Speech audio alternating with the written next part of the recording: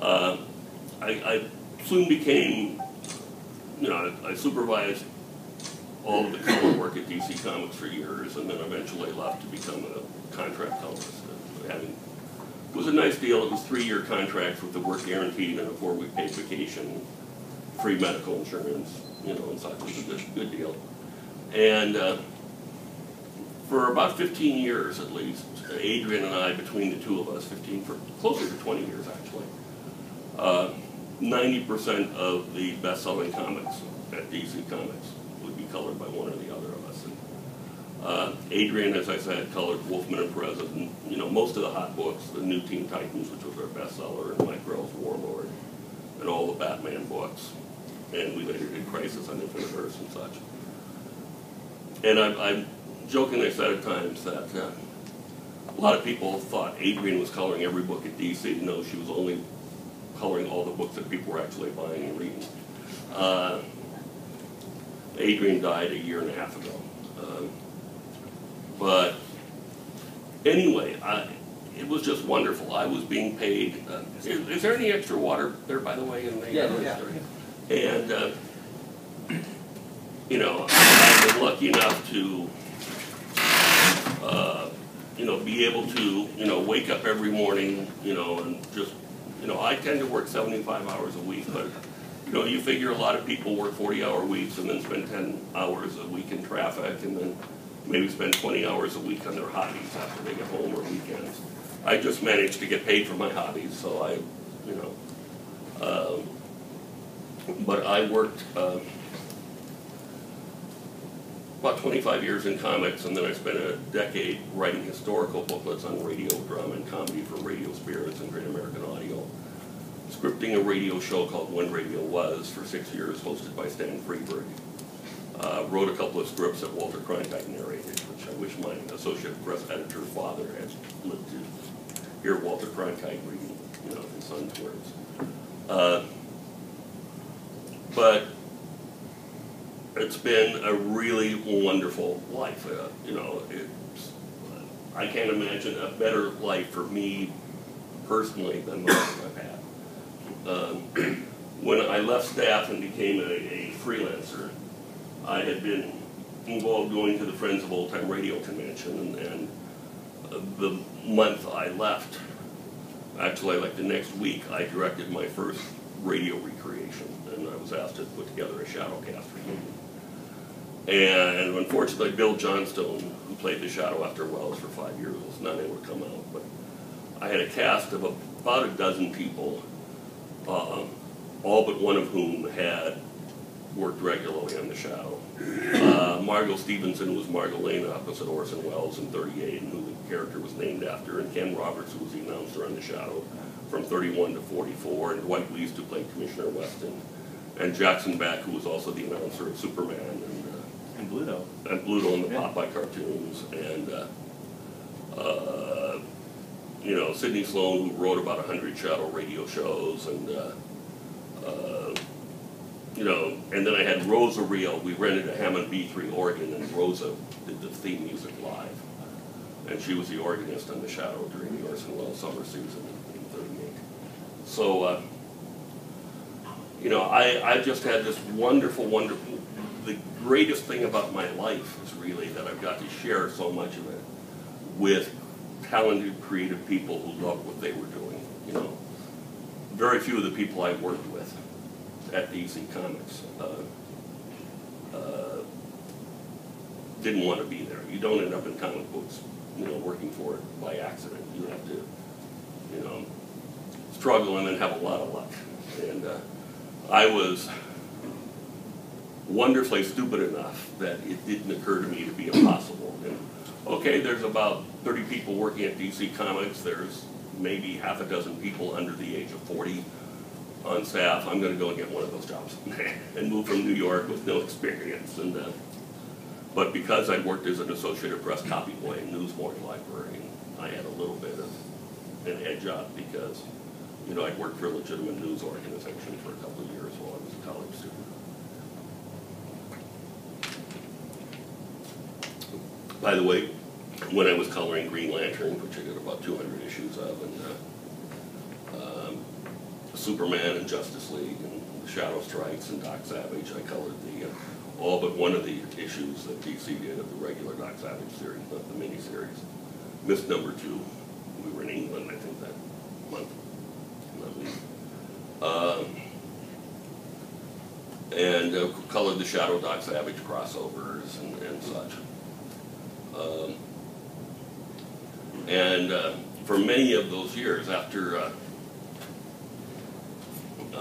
when Jerome Rosen died, his widow, when she was moving to Richmond, Virginia, called me and asked me if I wanted to, have Jerome's easel and drawing table and his artwork, his clipping files and such. And I did, and I went and picked up the file cabinet, which 2-drawer oak filing cabinet, which I have a lot of pulps in. Legal files are great for storing pulps of comic books. You can have 2 rolls back.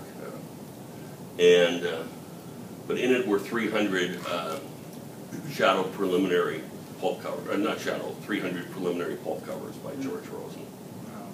Pencil, some painted, some colored, but and among them were the 3 covers, Rosen covers for the last 3 issues of Doc Savage. And just to show you here, and you can come by and look at them later. Here's George Rosen's Ring of Death? Yeah. Master, right. And here is a Return from Tomorrow. And here is the final cover. Up from Earth Center, I believe, with Doc fighting the devil. 2 of those are for sale. Expensive, by the way. But I have a lot of George Rosen preliminary pulp work from Westerns and such for as low as $100 a piece, which is a pretty good price. Also have for generally $15 and up a lot of color work from DC Comics by me, including issues of Doc Savage, if anyone's interested later. But anyway, it's, I got to work with all these wonderful radio actors. Burgess Meredith was in one of my casts.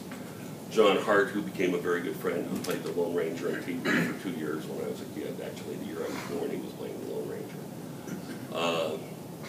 Jackson Beck and Dwight Leaston, Ken Roberts and Andre Baruch. John Archer, who played the Shadow for a season, became a very good friend. In fact, we stayed at his house in LA for a week when I was out directing in the Shadow recreation. In fact, the cover of the interior issue of the 500th issue of Batman in Detective Comics, which was, I believe, Detective Comics number 526, was colored on John Archer's kitchen table.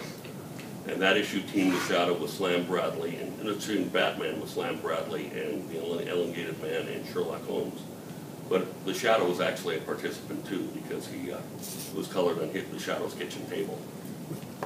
I still remember also, ironically, total coincidence, we talked about the number 42 here. Picked up my rental car to go and stay at John's house, and it was a black Dodge Shadow. But anyway, Walter Gibson, and I apologize to those of you who are just interested in Doc Savage, but Walter was a marvelous man who was interested in everything. He was an expert on everything. One of the most brilliant men I ever knew, which you'd have to be to write 2 novels a month for 12 straight years. And he could just write, he wrote books on U.S. presidents. He wrote Fell's Guide to the Classic Card. No, he wrote Fell's Guide to Knots and How to Tie Them. He wrote Hoyle's Simplified Guide to the Popular Card Games. He wrote Hoyle's Pocket Grammar, which was the rule book for the Vegas casinos for years. He wrote 283 Shadow novels and 150 other books that we know of.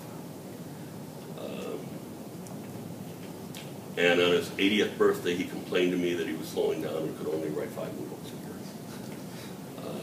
Of course, in the 30s, in the early 40s, for 12 straight years, he wrote 24 Shadow novels a year, plus some other writing on the side, too. Walter said there was a depression going on. It was a good thing to be doing. He just quit everything else and did the Shadow for 12 years. He was pretty much, as he said, depression-proof. Pretty good. I mean, as a writer, it's really tough to turn out 24 novels a year, but when you're making on the Shadow alone, around 1935, 36, 16,000 a year, and 60% of American families are living on $20 a week, $1,000, you know. Walter was living in a 12-room, 2-story apartment in the Des Artistes on Central Park. But anyway, when my comic career went south, as it happens to a lot of us when we start having a few gray hairs,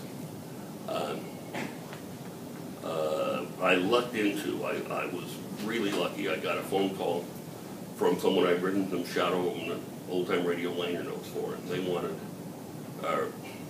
Radio Spirits was publishing Smithsonian collections of old-time radio, where there'd be a 64-page historical booklet, CD size historical booklet in the collection.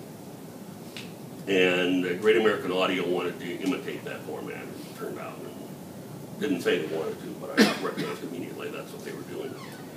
And wanted me to write a 64-page book on the shadow and do the graphics on it and such. And wanted me to give them a price to write the book. So I said I'd get back to them the next day or something, and I knew the owner of Radio Spirits, who was a friend from Old Time Radio Convention, and they said, hey, you know, I've got a job kind of similar to yours, what you've been doing, and I need to price it, and I'd like to know how much you pay for your books. And he told me it was a nice price. It was about 40 cents a word. Pretty good writing, right? For about a 10,000 word book and booklets. And so that's nice, and I said, keep me in mind if you, you know, ever need a new writer for any of your books. And well, he said, well, actually, we didn't know you were available. We've been wanting to replace the writer we have. Do you know anything about science fiction? And I said, I co-founded the Minnesota Science Fiction Convention, you know,